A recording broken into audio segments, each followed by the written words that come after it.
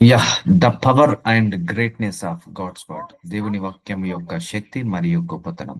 So, దేవుడి వాక్యంలో శక్తి ఉంది. దాంట్లో గొప్పతనం ఉంది. సో, ఇంత గొప్ప దివ్యమైన వాక్యాన్ని దేవుడు మనకిచ్చాడు. సో, మనము ఈ వాక్యం వినడమే ఒక ధన్యత. వాక్యానుసారంగా నడవడం ఒక ధన్యత. వాక్యానుసారంగా జీవించడం ఒక ధన్యత. వాక్యం వినడం మాత్రం కాదు, వాక్యంలో జీవించమంటున్నాడు. వాక్యానుసారంగా జీవించమంటున్నాడు దేవుడు. సో, అలా జీవించి మనం దీవెనలు పొందుకునే కృపను దయచేయమని అడగాలి దేవుణ్ణి. సో వాక్యానుసారంగా జీవించడానికి శక్తి కావాలి మనకు ఎప్పుడైనా కూడా. ఈ వాక్యాన్ని ఫుల్ఫిల్ చేయాలి. మనందరం కూడా వాక్యాన్ని నెరవేర్చాలి. వాక్యాన్ని మన జీవితంలో ఫలించులాగా సహాయం చేయాలి. సో అందుకే వాక్యంలో దేవుడు ఏం పెట్టాడంటే శక్తిని పెట్టాడు. ఒక పవర్‌ని రిలీజ్ చేశాడు. అందుకే వాక్యము బంధకాల నుంచి విడుదల కలుగజేస్తది. బాధల నుంచి విడుదల కలుగజేస్తది. శ్రమల నుంచి, పోరాటాల్లో మనకు మాట్లాడే వాక్యము ద్వారా కంఫర్ట్ చేస్తది. అంటే మనల్ని సమాధాన పరుస్తది. సో ఇట్టి దివ్యమైన వాక్యాన్ని దేవుడు మనందరికి ఇచ్చినందుకు మనందరం కూడా కృతజ్ఞతాస్తుతులు చెల్లించాలి. సో మన చుట్టూ అందరూ కూడా అన్యాస్తులు, మోసగాళ్ళు, అక్రమస్తులు, సో వ్యభిచారులు, ఇలా అంత వ్యసనపరులు ఉన్నారు మన చుట్టూ. ఈ వ్యసనపరుల మధ్య కూడా మనము ఈ జీవవాక్యాన్ని, సో చూసారా, అట్టి జనము మధ్యను మీరు జీవవాక్యాన్ని పట్టుకొని చేత పట్టుకోమంటున్నాడు. ఈ వాక్యాన్ని చేత పట్టుకొని లోకమందు జ్యోతుల వల్లే కనబడుచున్నారు. సో లోకంలో జ్యోతుల వల్లే, సూర్యుడి వల్లే, చంద్రుడి వల్లే, నక్షత్రాల వల్లే మనం కనబడుచున్నామట. చూసారండి, వాక్యానుసారంగా బ్రతుకుతే we are light become a light అన్నట్టు. జ్యోతి యొక్క సాదృశ్యము లైట్, వెలుగు. సో జ్యోతి యొక్క సాదృశ్యము 10 మందికి వెలుగు పంచుతుంటది. సో మనకి ఈ వాక్యము కరువై మనం అందరం కూడా దారి తప్పిపోయాము. కాబట్టి మనకింత దివ్యమైన వాక్యాన్ని దేవుడు ఇచ్చాడు కాబట్టి ఆ వాక్యాన్ని చదువుకొని అభివృద్ధి చెందుకోవాలి. వాక్యం చదివితే జ్ఞానం వస్తుందండి. వాక్యం చదివితే పరిశుద్ధత, వింటుంటే వింటుంటే పరిశుద్ధత వస్తుంది, పవిత్రత వస్తుంది, నెమ్మది వస్తుంది, శాంతి వస్తుంది, సమాధానం వస్తుంది, సంతోషం వస్తుంది, ఆనందం వస్తుంది. సో ఇవన్నీ దేవుడు వాక్యంలో పెట్టేశాడు. ఒక అనాయింటింగ్ ని రిలీజ్ చేసి పెట్టేశాడు.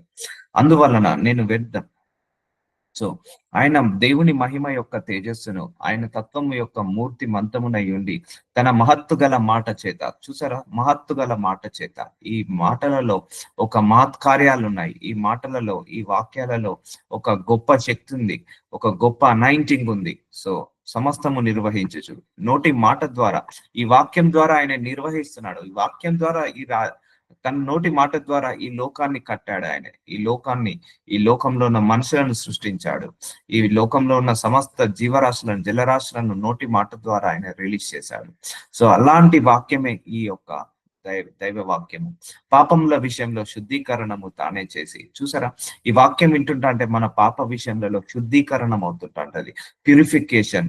ఇప్పుడు ఈ షర్ట్, ఈ పైన నా వస్త్రాన్ని నాకు మరక పడింది అనుకోండి, నేను సబ్బు పెట్టి కడుగుతాను, లేకపోతే వాషింగ్ మిషన్ లో ఇస్తాను, లేకపోతే దాన్ని డిటర్జెంట్ లేకపోతే లిక్విడ్స్ వాడి దీన్ని క్లీన్ చేసుకుంటాను. అలాగే మన మనసులో కూడా క్లీన్ చేయాలంటే ఈ వాక్యమే ఇంపార్టెంట్ అండి. మన మనసులను శుద్ధీకరించే శక్తి ఈ వాక్యానికి ఉందండి. మన మనసులకు పడిన ఆ మరకలు, ఆ మురికిలన్నిటిని కూడా క్లీన్ చేసే శక్తి ఈ వాక్యానికి మాత్రమే ఉందండి. కాబట్టి ఈ వాక్యాన్ని మనం ఏం చేయాలి, నేర్చుకొని శుద్ధీకరణ చేసుకోవాలి. వింటుంటా అంటే మన పాపంల విషయంలో శుద్ధీకరణం అవుతుంటా అంటాం. సో వింటుంటా అంటే మనము ఇంకా ప్యూరిఫికేషన్ అవుతుంటా అంటాం, వెలుగులోకి వస్తుంటా అంటాం. చదువుకోవాలి, వినాలి, నడవాలి. సో ఇవన్నీ కూడా తెలుసుకున్న కొద్దీ మన లోపల ఆ యొక్క గ్రేస్ పెరుగుతుంటా ఉంటది. వాక్యం వింటుండగానే మన లోపల గ్రేస్ కానీ, లేకపోతే శుద్ధీకరణ, ప్యూరిఫికేషన్ జరగడం కానీ, నీతిలోకి వెళ్ళడం కానీ జరుగుతుంటా ఉంటది. దేవదూతల కంటే ఎంత శ్రేష్టమైన నామం పొందను. సో దేవదూతల కంటే ఇంకా మన అందరం కూడా శ్రేష్టమైన నామం పొందాం. వారికంటే అంత శ్రేష్ఠుడు ఉన్నత లోకమందు మహానుభావుడ దేవుడి కూర్ని పార్శ్వంలో కూర్చున్నాను. సో ఆయన మాటతోటి కార్యాలు చేస్తున్నాడండి. ఈ వాక్యము కార్యాలు చేస్తుంది. నిజం చెప్తున్నా, ఈ వాక్యము కార్యాలు చేస్తుంది. ఈ వాక్యము బలపరుస్తుంది. ఈ వాక్యము స్థిరపరుస్తుంది. ఈ వాక్యము స్వస్థతపరుస్తుంది. ఈ వాక్యము ప్రవచిస్తుంది. ఈ వాక్యము విడుదలను దయచేస్తుంది. ఇలాంటి గొప్ప మహత్కార్యము కలిగిన పుస్తకం ఇది. సో కాబట్టి దేవా నన్ను కరుణింపుము, కీర్తన గ్రంథము 56వ అధ్యాయం 1వ వచనంలో, దేవా నన్ను కరుణింపుము, మనుషులు నన్ను మింగవలనని ఉన్నారు. సో దినమెల్లా వారు పోరాడుచున్న బాధించుచున్నారు. చూడండి, మనుషులు మన చుట్టూ అందరూ కూడా మింగాలని చూస్తారు. అంటే మనల్ని నాశనం చేయాలని. చాలా మంది మనకు తెలియదు, మన వెనకాల మన నాశనాన్ని కోరుకునే వాళ్ళు చాలా మంది ఉంటారు. మనకు తెలియకుండానే మన వెనకాల చెడుగా మాట్లాడే వాళ్ళు, చెడు కోరుకునే వాళ్ళు చాలా మంది ఉంటారండి. మనం నశించిపోవాలని, మనం నాశనం కావాలని, లేకపోతే మనము పడిపోతే నవ్వాలని, ఎప్పుడెప్పుడు పడిపోతారా వేచి చూసే మనుషులు మన వెనకాల చాలా మంది ఉన్నారు. సో వారు పోరాడుచు నన్ను బాధించుచున్నారు. మనల్ని బాధ పెట్టే వాళ్ళు ఉన్నారు మన వెనకాల. మనల్ని కృంగి పెట్టే వాళ్ళు, కృషించే చేసేవాళ్ళు చాలా మంది ఉన్నారు మన వెనకాల. సో అందుకే దేవా నన్ను కరుణింపు, మనుషులు నన్ను మింగవలనని ఉన్నారు. దినమెల్లా వారు పోరాడుచు నన్ను బాధించుచున్నారు. వాళ్ళ ఇంటెన్షన్ ఏంటిదంటే ప్రతి క్షణము మనం నాశనం కావాలనే కోరుకుంటారు. కొంతమంది జనాలు మన చుట్టూ ఉంటారు. సో అనేకులు గర్వించి నాతో పోరాడుచున్నారు. దినమెల్లా నా కొరకు పొంచి ఉన్నవారు నన్ను మింగవాలని ఉన్నారు. సో అనేక మంది మనకు పోరాడుతుంటారు. ఈవెన్ అపవాది కూడా మనతో పోరాడుతుంటాడండి. మన చుట్టూ ఉన్న సమస్యలు మన పోరాటము, మన శ్రమలు మన పోరాటం, మన చుట్టూ ఉన్న శత్రులు మన పోరాటం, మన పాపము పోరాటమే. మా దినమెల్లా నా కొరకు పొంచిన వారు నన్ను మింగవలనని ఉన్నారు. నాకు భయము సంభవించినను దినము నిన్ను ఆశ్రయించుచున్నాను. దేవుని బట్టి, నేను ఆయన వాక్యమును బట్టి కీర్తించేదను. చూసారా అండి, ఈ శత్రుల నుంచి విడుదల కలిగించే శక్తి వాక్యముకు ఉంది.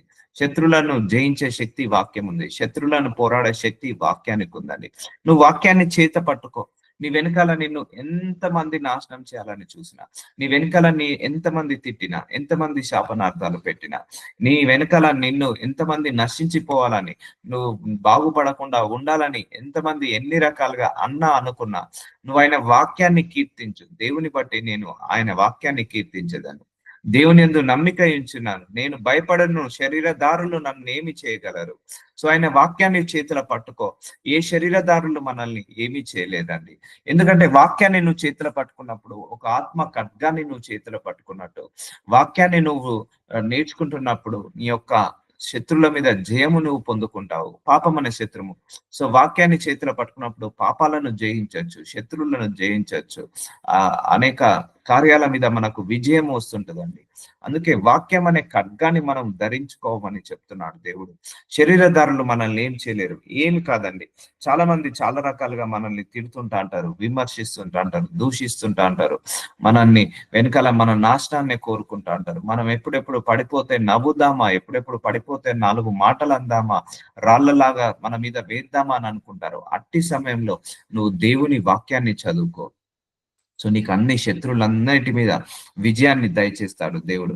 సో డీల్ చేయొచ్చు. How to handle with the enemies when you read the Bible. నువ్వు బైబిల్ని చదువుతున్నప్పుడు నువ్వు శత్రువులను ఎలా హ్యాండిల్ చేయగలుగుతావో దేవుడు చెప్తాడు, డైరెక్షన్స్ ఇస్తాడు. కాబట్టి ఇంత దివ్యమైన వాక్యాన్ని మనం వదులుకోవద్దు. 2 తిమోతికి రాసిన 15వ అధ్యాయం, దేవుని ఎదుట యోగ్యుని గాను, సో సిగ్గుపడనక్కర్లేని పనివాని గాను, సత్య వాక్యమును సరిగా ఉపదేశించువాను గాను. చూసారా అండి, దేవుని ఎదుట యోగ్యుని గాను. మనందరం కూడా దేవుని ఎదుట యోగ్యునిగా, మంచివాడిగా, నీతిమంతుడిగా, పరిశుద్ధుడిగా మార్చే శక్తి మనందరికి కూడా ఈ యొక్క వాక్యానికి ఉందండి. సిగ్గుపడనక్కర్లేని పనివాని గాను. సో ఇది దైవజనులు సిగ్గుపడద్దు, సత్యవాక్యమును సరిగా ఉపదేశించువాను గాను. ఈ వాక్యము సత్యము. ఈ వాక్యానుసారంగా తన జనాన్ని నడిపించాలి. దేవుడి యొక్క జనాన్ని ప్రతి ఒక్క దైవజనుడు కూడా తన వాక్యానుసారంగా నడిపించాలి. సిగ్గుపడద్దు వాక్యాన్ని, సత్యవాక్యాన్ని బోధించడానికి. ఎందుకంటే కొంతమందికి స్ట్రైట్ ఫార్వర్డ్ గా చెప్తే బాధగా ఉంటుంది, వాళ్ళు ఇరుకుగా ఇబ్బందిగా ఫీల్ అవుతారు. కాబట్టి సత్యవాక్యము సరిగా ఉపదేశించువాను గాను, నిన్ను నువ్వే దేవునికి కనపరచుకున్నటకు జాగ్రత్త పడము. So that is my duty. ఈ వాక్యాన్ని ఉన్నట్టుగా క్లియర్ గా ఎక్స్ప్లెయిన్ చేయడమే నా డ్యూటీ. సత్యవాక్యాన్ని క్లియర్ గా ఎక్స్ప్లెయిన్ చేయడమే నా డ్యూటీ. సో మీ అందరినీ కూడా వాక్యానుసారంగా నడిపించడమే దేవుడు నాకు ఇచ్చిన పని. అంతే కదండి. వాక్యానుసారంగా బోధించి, వాక్యానుసారంగా నడిపించి, వాక్యానుసారంగా పరలోక రాజ్యానికి దగ్గరగా చేసి మీ అందరినీ కూడా దేవుడికి అటాచ్ చేయడమే నా పని. సో అందుకే వాక్యాన్ని ఉన్నట్టుగా గా బోధించాలి. ఎప్పుడు కూడా వాక్యంలో మిక్స్ చేయొద్దు, కల్తీ చేయొద్దు ఎప్పుడైనా కూడా వాక్యాన్ని. సో అపవిత్రమైన వట్టి మాటలకు విముఖుడవై ఉండము. సో ఎందుకు ఆ లేనిపోని మాటలు, లేనిపోని ముచ్చట్లు, లేనిపోని వట్టి మాటలకు విముఖుడవై ఉండవు. వెనుకకు తిరిగి చూడకు అలాంటి మాటలు. అట్టి మాట్లాడేవారు మరి ఎక్కువగా భక్తిహీనులగుదురు. సో చూసారా, మన మాటలు, మన నోటి మాటలలో కూడా వాక్యం ఉండాలి. మనం మాట్లాడే ప్రతి మాట వాక్యానుసారంగా మాట్లాడాలి. ఎందుకు ఈ లోక సంబంధమైన మాటలు, లోక సంబంధమైన ముచ్చట్లు పడి ఎందుకు టైం వేస్ట్ చేసుకుంటారు? సో భక్తిహీనులు అవుతాము అలాగా మాట్లాడడం వల్ల. యెహోవా ధర్మశాస్త్రమును అనుసరించి నిర్దోషంగా నడుచుకుని వారు ధన్యులు. చూసారా అండి, కీర్తన గ్రంథము 119వ అధ్యాయం 1వ వచనము. ఒట్టి మాటలు, ఆ లోక వార్తలు, ఈ లోక వార్తలు, ఆ బిజినెస్ వార్తలు, లేకపోతే ఆ రాజకీయ వార్తలు, ఆ సినిమా వార్తలు, అవన్నీ దాని వల్ల నీకు ధన్యత లేదు. ఒట్టి మాటలు మాట్లాడడం వల్ల నీకు ధన్యత లేదు, నీకు ఉపయోగం లేదు, నీకు ఆశీర్వాదం రాదండి. గుర్తు పెట్టుకోండి.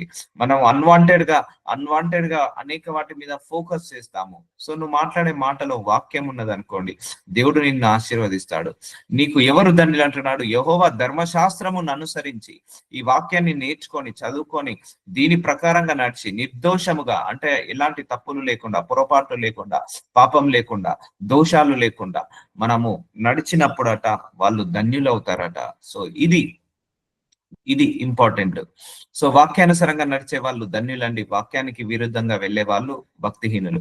ఆయన శాసనములను గైకొనుచు. సో తెలుసుకోవాలి ప్రతిరోజు కూడా ఆయన శాసనాలు, ఆయన కట్టడాలు, ఆయన రూల్స్, ఆయన రెగ్యులేషన్స్, ఆయన టర్మ్స్, ఆయన కండిషన్స్ అన్ని కూడా తెలుసుకొని పూర్ణ హృదయంతో ఆయనను వెతుకువారు ధన్యులు. చూసారా అండి, పూర్ణ హృదయంతో ఆయనను వెతుకువారు ధన్యులు. చూసారా, భూలోకంలో ఒక 100 కోట్ల ఆస్తి, 1000 కోట్ల ఆస్తున్న వాళ్ళు ధన్యులు కాదు.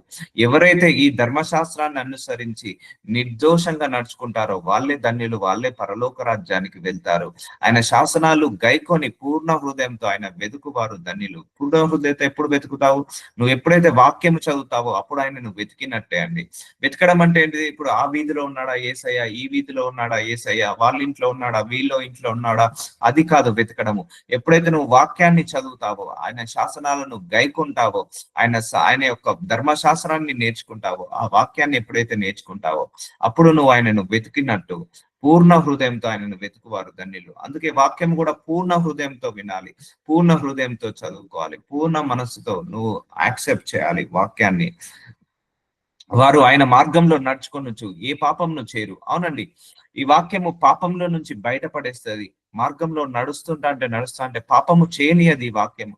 వారు ఆయన మార్గంలో నడుచుకొనొచ్చు. సో వాళ్ళందరూ కూడా ఎవరైతే ఈ వాక్యానుసారంగా నడుస్తారో, వాక్యాన్ని ప్రతిరోజు వింటారో, ప్రతిరోజు చదువుతారో, అది ఆయన మార్గంలో నడిచినట్టండి. వాళ్ళు ఏ పాపంను చేయరు. సో పాపంని చేయనియదు. పాపంని చేయకుండా ఆపే శక్తి ఈ వాక్యానికి ఉంది. ఎంతో మందిని లేపలేదండి. ఎంతో మంది వ్యభిచారులను ఈ పాపంలో నుంచి వాక్యము బయటికి తీసుకురాలేదు. ఎంతో మంది ఆల్కహాల్ కి, మత్తు పదార్థాలకు బానిసైన వాళ్ళందరినీ కూడా ఎన్నిసార్లు ఈ వాక్యము బయటికి తీసుకురాలేదు. సో అనేక మార్లు తీసుకొచ్చింది ఈ వాక్యము, అనేక మందిని తీసుకొచ్చింది వాక్యము. అందుకే వాక్యము వింటుండగా మన లోపల పాపము పోతుంటది. వాక్యం వింటుండగా మన లోపల ప్యూరిఫికేషన్ స్టార్ట్ అవుతుంటది.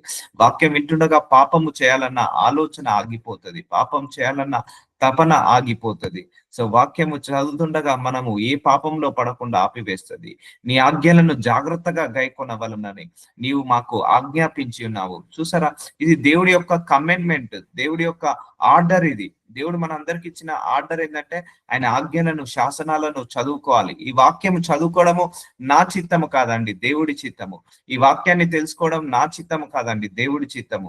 ఈ వాక్యాన్ని మనకు ఆజ్ఞాపించాడట, జాగ్రత్తగా గైకొనాలి. ఈ వాక్యంలో ఏముందో నువ్వు జాగ్రత్తగా పాయింట్ టు పాయింట్ చదివి నువ్వు నేర్చుకొని, గైకొని, తెలుసుకొని, అర్థం చేసుకొని దాని ప్రకారంగా నడవమని దేవుడు ఆర్డర్ చేశాడు. ప్రతి ఒక్క మనిషికి దేవుడు ఆర్డర్ చేశాడు. ఇదిగో నీ చేతికి బుక్ ఇస్తున్నాను, ఈ బైబిల్ గ్రంథాన్ని, నా వాక్యాన్ని ఇస్తున్నాను, చదువుకొని ఆ వాక్య ప్రకారంగా నడుచుకో.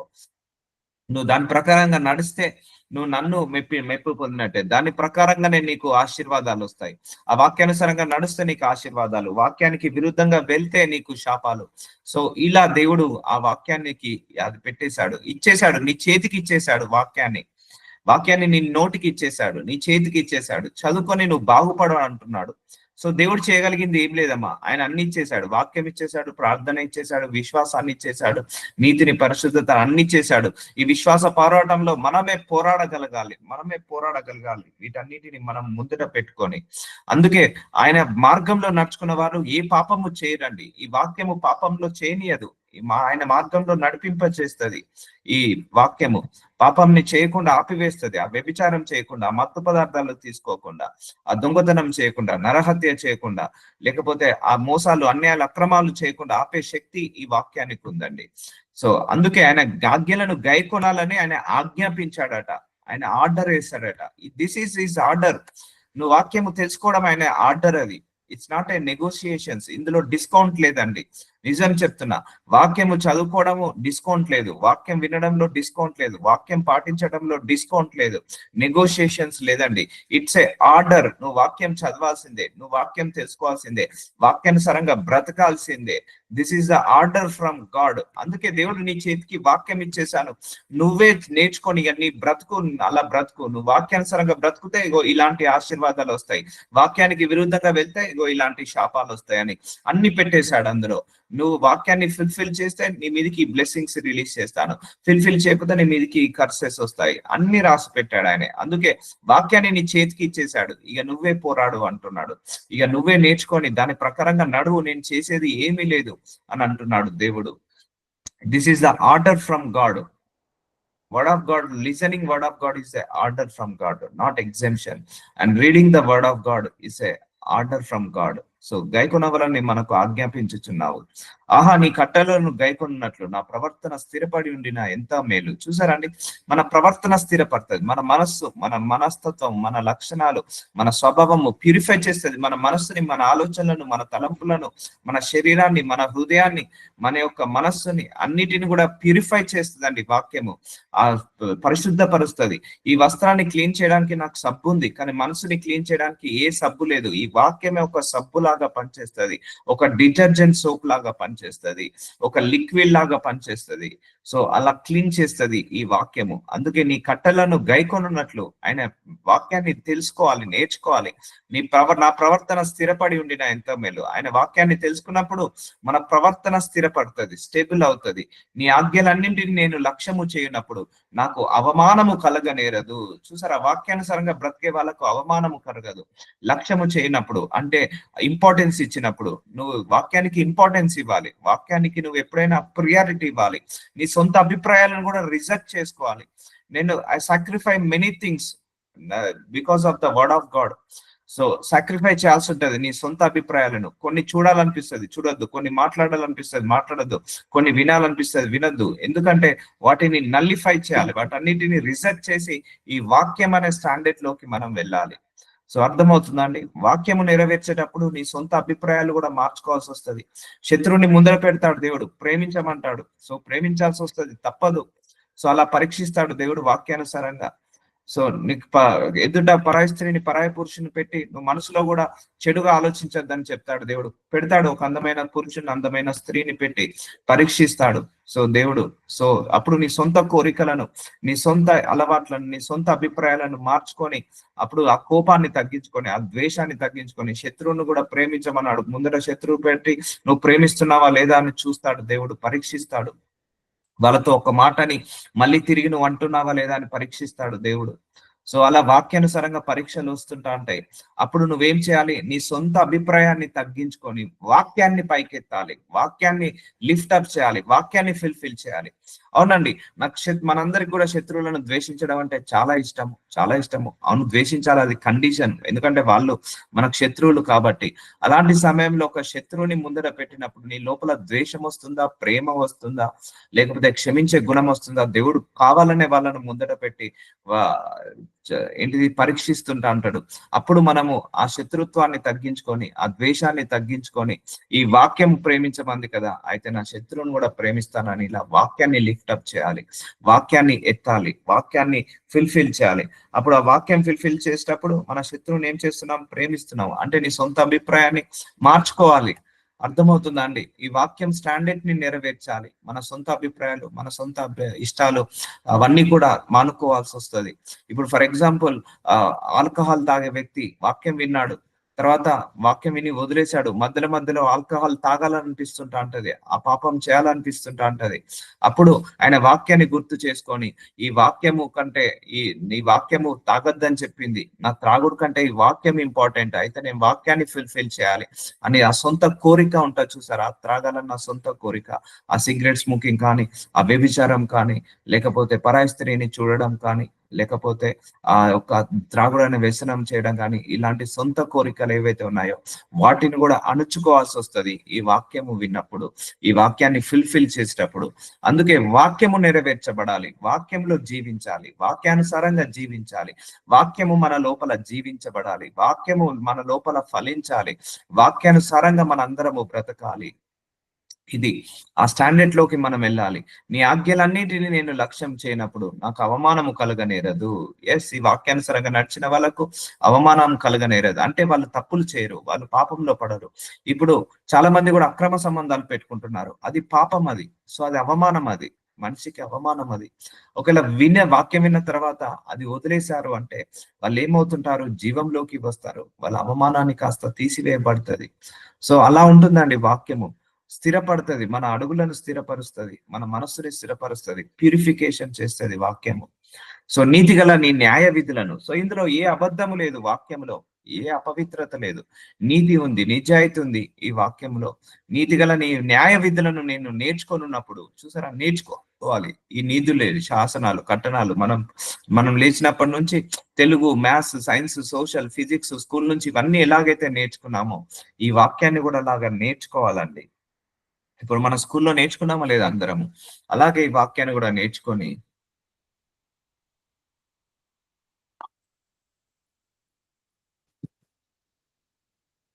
యథార్థ హృదయంతో నీకు కృతజ్ఞతాస్థుతులను చెల్లించేదను. హంబుల్ హార్ట్ తో ఆయనకు థ్యాంక్స్ గివింగ్ ఇవ్వాలి. ఈ వాక్యం ఇచ్చినందుకు దేవుడికి థ్యాంక్స్ చెప్పండి. ఈ వాక్యానుసారంగా నడిచే శక్తిని ఇచ్చినందుకు థ్యాంక్స్ చెప్పండి. ఈ వాక్యాన్ని ప్రతిరోజు నేర్పిస్తున్నందుకు థ్యాంక్స్ చెప్పండి. అందుకే నీ న్యాయ విధులను నేను నేర్చుకున్నప్పుడు యథార్థ హృదయంతో నీకు కృతజ్ఞతాస్తుతులు చెల్లించేదను.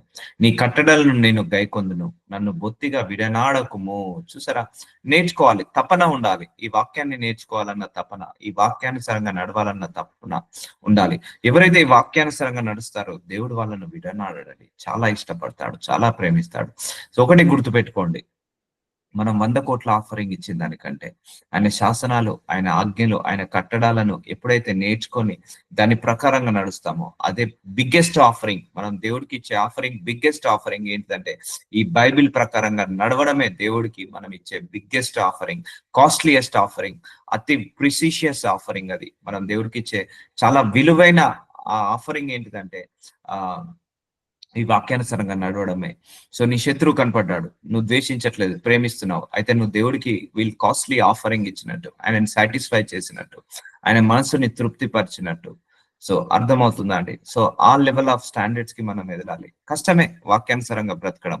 మనల్ని మనం రిజెక్ట్ చేసుకోవాలి, మన సొంత అభిప్రాయాలను తీసేసుకోవాలి, మన ఫీలింగ్స్ ని తీసేసుకోవాలి, మన ఎమోషన్స్ ని తీసేసుకోవాలి.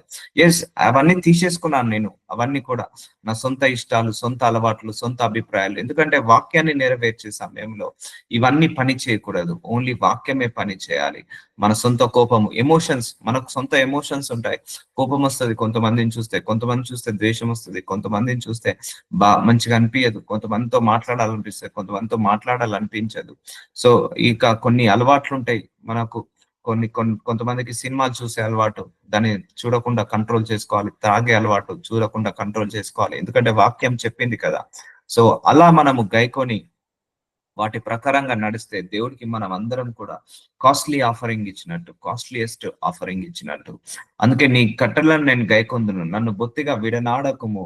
యవనస్తులు దేని చేత తమ నడక శుద్ధిపరచుకుందరు? అవునండి, యవనస్తులు తొందరగా తొలగిపోతారు.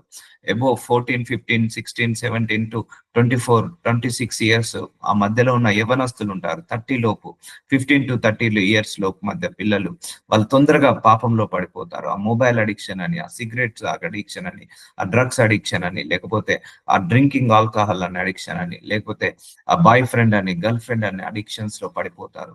సో వాళ్ళందరూ కూడా శుద్ధిపరిచే శక్తి ఈ వాక్యానికి ఉంది. వాళ్ళందరినీ కూడా కాపాడే శక్తి ఈ వాక్యానికి ఉంది. యవనస్తులు దేని చేత తమ నడత శుద్ధిపరచుకొందురు, నీ వాక్యమును బట్టి దానిని జాగ్రత్తగా చూసుకొనుట చేతనే కదా. చూసారా అండి, యవ్వనస్తులు కూడా పాపంలో పడిపోకుండా ఆపే శక్తి ఈ వాక్యానికి ఉందండి. యవ్వనస్తులు కూడా ఆ పాపంలో పడిపోకుండా కాపాడే శక్తి ఈ వాక్యానికి ఉంది. నీ వాక్యాన్ని బట్టి దాన్ని జాగ్రత్తగా చూసుకొనుట చేతనే కదా. అందుకే యవనస్తులకు వాక్యము వెళ్ళాలి ఎప్పుడైనా కూడా. Spread the word of God to youth కి వెళ్ళాలి ఎప్పుడైనా వాక్యము.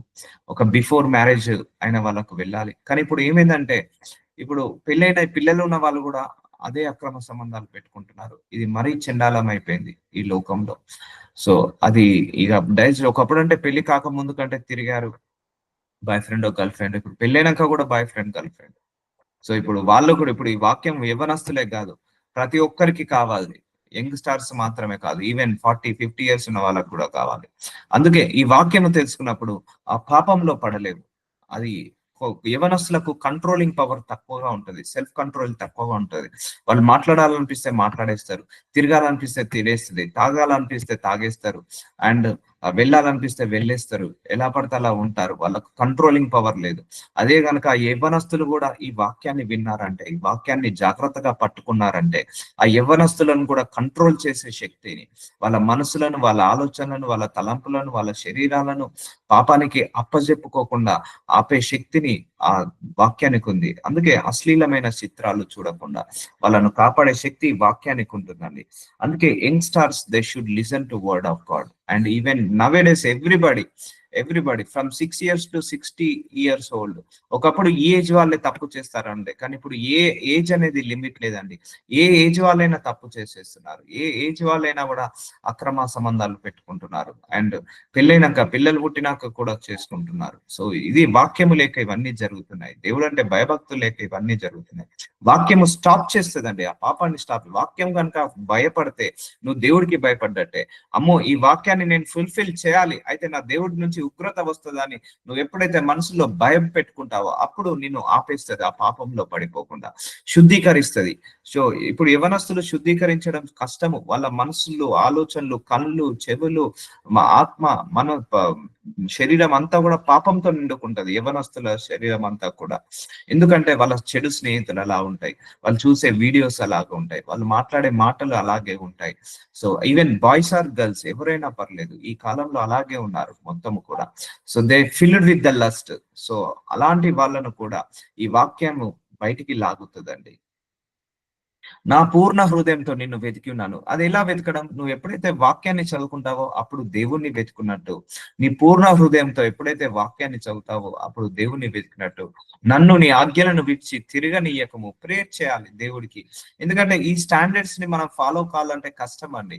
సో మనం ప్రార్థించుకోవాలి, అయ్యా నీ శాసనాలు, నీ ఆజ్ఞలు, నీ కట్టడాలన్నింటినీ నెరవేర్చే శక్తిని నాకు దయచేయి ప్రభు అని ప్రార్థించినప్పుడు దేవుడు ఆ శక్తిని, ఆ సామర్థ్యాన్ని మనందరికీ కూడా దయచేస్తాడు, మనందరికీ కూడా రిలీజ్ చేస్తాడు.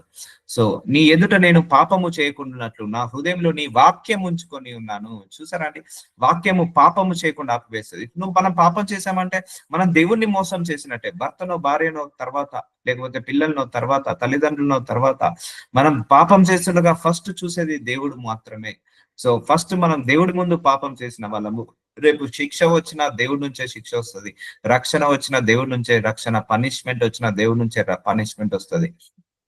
కాబట్టి నా మన పూర్ణ హృదయంతో దేవుడి యొక్క వాక్యాన్ని వినాలి, దేవుడి యొక్క వాక్యాన్ని చదువుకోవాలి, దేవుడి యొక్క వాక్యాన్ని పాటించాలని మనము మనసులో అనుకోవాలి. అలాగే ఆయన ఎదుట పాపం చేయకున్నట్లు మన హృదయంలో వాక్యం ఉంచుకొని ఉండాలి. అందుకే మెడిటేట్ వర్డ్ ఆఫ్ గాడ్. ఎప్పుడైనా వాక్యము మన హృదయంలో ఉండాలి, ప్రార్థన మన గదిలో ఉండాలి, సాక్ష్యము మన వీధిలో ఉండాలి. ఇది ఒకటి మాత్రం గుర్తుంచుకోండి, వాక్యం ఎప్పుడైనా మన మదిలో ఉండాలి, ప్రార్థన మన గదిలో ఉండాలి, ప్రార్థన అలాగే సాక్ష్యము వీధిలో ఉండాలి. సో ఎప్పుడైనా వాక్యము మనసులో పెట్టుకొని మెడిటేట్ చేస్తున్నప్పుడు మనం ఆ పాపంలో పడము. అందుకే వాక్యానుసారంగా నడిచే వాళ్ళు పాపం చేయకుండా ఆపివేస్తుంది అన్నాడు యోసేపు. చూడండి, యవ్వనస్తుడు, యంగ్ మ్యాన్ యోసేపు వాక్యాన్ని పట్టుకున్నాడు. అమ్మో నా దేవుడి ముందు నేను పాపం చేసిన వాడనవుతాను, ఈ పరాయి స్త్రీని నేను చూడొద్దు, పాపం చేయొద్దు అనుకున్నాడు. అలాగే ఉన్నాడు, జయించాడు ఆ శోధనను. అలాగే దావీదు 50 సంవత్సరాల తర్వాత ఆయన పాపంలో పడిపోతాడు. అప్పటిదాకా వాక్యానుసారంగా నడిచాడు, తర్వాత వాక్యాన్ని వదిలేసేసాల్సి వస్తుంది. సో అలా ఉంటుందండి. వాక్యము ఎలాగైతే పట్టుకొని ఉంటామో, ఆ శ్రమలు వచ్చిన, పోరాటాలు వచ్చిన, టెంప్టేషన్, ముఖ్యంగా టెంప్టేషన్ నుంచి విడుదల కలిగించే శక్తి ఈ వాక్యానికి ఉందండి. టెంప్టేషన్స్. సో ఇప్పుడు యేసు ప్రభు వారికి టెంప్టేషన్స్ వచ్చాయి. ఇప్పుడు యేసు ప్రభు వారికి పరీక్షలు వచ్చాయి. యేసు ప్రభు వారికి టెస్టులు వచ్చాయి. ఆ 40 డేస్ ఫాస్టింగ్ లో అపవాది శోధించాడు. అప్పుడు ఆయన వాక్యాన్ని పట్టుకొని జయించాడండి. ఆయన ప్రార్థన చేయలేదు, ఏమీ చేయలేదు. నువ్వు వెళ్ళిపో, ఇక్కడ వాక్యం ఇది రాస్తుంది, ఇగో ఈ వాక్యాన్ని నేను నీకు చూపిస్తున్నాను, ఈ వాక్యానుసారంగా నేను బ్రతుకుతా, I fulfil this word of God. చూసారా అండి, ఆయనకు శోధన వచ్చినప్పుడు, ఆయనకు శ్రమ వచ్చినప్పుడు, ఆయన పరీక్ష వచ్చినప్పుడు దేన్ని రిఫరెన్స్ లాగా మార్చుకున్నాడు? దేనిని ఆయన ఖడ్గం లాగా మార్చుకున్నాడు? వాక్యాన్ని ఖడ్గం లాగా మార్చుకున్నాడు. వాక్యాన్ని రిఫరెన్స్ లాగా మార్చుకున్నాడు. కాబట్టి ఈ వాక్యాన్ని మనం అలా శ్రమలు, పోరాటాలు, కష్టాలు వచ్చినప్పుడు ఈ వాక్యాన్ని మనము అలా రిఫరెన్స్ లాగా పెట్టుకోవాలి. ఒక ఖడ్గం లాగా, ఒక ఆయుధం లాగా పెట్టుకోవాలి. యెహోవా నీవే స్తోత్రము నందిన దాగిన వాడవు. సో స్తోత్రము నొందదగిన వాడవు నీవే. సో చూసారండి, మనం ఎప్పుడు కూడా ఎవరిని పొగడొద్దండి. ఈవెన్ మనుషులను కూడా పొగడొద్దు. ఎంత పెద్ద దైవజనులైనా మనం పొగడొద్దు. ఎందుకంటే అంత పెద్ద దైవజనులను తయారు చేసింది కూడా దేవుడే. దేవుడు ఒక్కడే స్తోత్రాలకు అర్హుడు. దేవుడు ఒక్కడే పూజలకు అర్హుడు. దేవుడు ఒక్కడే అర్హుడు అండి, అన్నిటికీ అర్హుడు. ఆయన తప్పించి ఇక ఎవరు అర్హులు కాదు. కాబట్టి అట్టి దేవుని మనం ఎప్పుడు కూడా ప్రేస్ చేయాలి. ఆయనని మాత్రమే ప్రేస్ చేయాలి. కట్టడలను నాకు బోధించుము, నీ కట్టడలను నాకు బోధించుము. చూసారా, ప్రతిరోజు ఈ వాక్యము ద్వారా దేవుడు మనందరినీ బోధిస్తున్నాడా లేదా? ఈ మినిస్ట్రీ ద్వారా ప్రతిరోజు బోధిస్తున్నాడా లేదా? ఎస్, ఆయన ప్రతిరోజు బోధిస్తున్నాడు. నీ నోట నీవు సెలవిచ్చిన న్యాయ విధులన్నిటిని నా పెదవులతో వివరించేదను. సో మనం నేర్చుకోవాలి, నేర్చుకొని 10 మందికి చెప్పాలి న్యాయ విధులన్నింటినీ. పెదవులు విప్పాలి. మన నోటి మాటల నిండా, మన నోటి నిండా దేవుడి వాక్యాలే ఉండాలి, దేవుడి పలుకులే ఉండాలి. మాట్లాడే ప్రతి మాట వాక్యానుసారంగా ఉండాలి. మాట్లాడే ప్రతి మాట వాక్యానికి అనుకూలంగా ఉండాలి. వాక్యానుసారంగా బ్రతకాలి. మనము నేర్చుకోవాలి, మన పిల్లలకు నేర్పించాలి, వాళ్ళ పిల్లలకు నేర్పించాలి. మనకు తెలియని వాళ్ళకు ఈ న్యాయ విధులన్నింటినీ పెదవులతో వివరించాలి. ఈ వాక్యాన్ని నీ లోపలనే పెట్టుకోవద్దు. వాక్యము deliver that word of God. So వాక్యాన్ని డెలివర్ చేయండి, 10 మందికి రిలీజ్ చేయండి, మీ నోట్లో పెట్టుకోకుండా.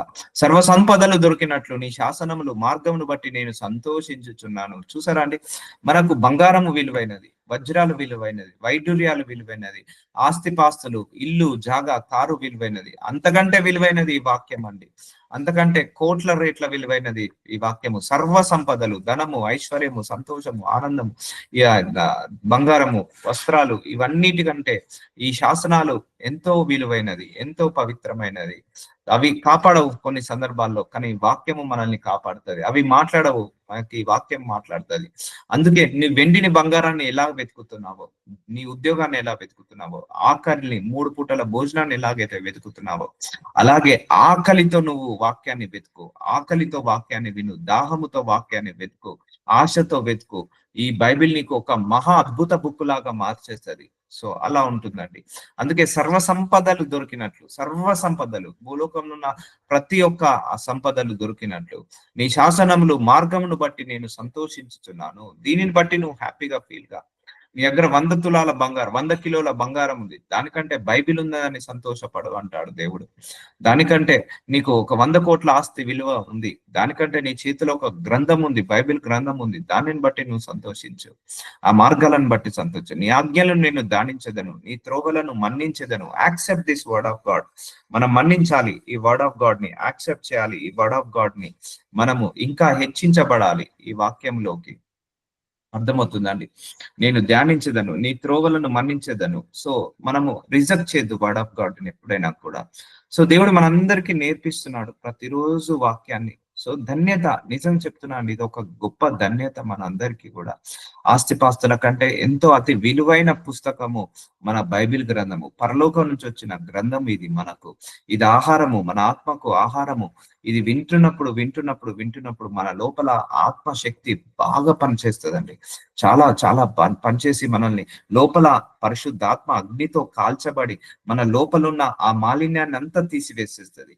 ఇప్పుడు వామిటింగ్ చేసే వ్యక్తికి ఎలా కడుపులతో సహా బయటికి వస్తారు చూసారా, ఆ చెడు పదార్థాలు, తిన్న చెత్త అంతా, ఆ వ్యర్థ పదార్థాలంతా కడుపులో నుంచి ఎలాగైతే వస్తుందో, ఈ వాక్యము వింటుంటే వింటుంటే వింటుంటే వింటుంటే వింటుంటే మన మనసులు కూడా అలా మన మనసు లోపల ఉన్న చెడునంతా బయటికి తీసేస్తుంది, చెడునంతా బయటికి లాగేసేస్తుంది, మాలిన్యాన్ని బయటికి లాగేస్తుంది.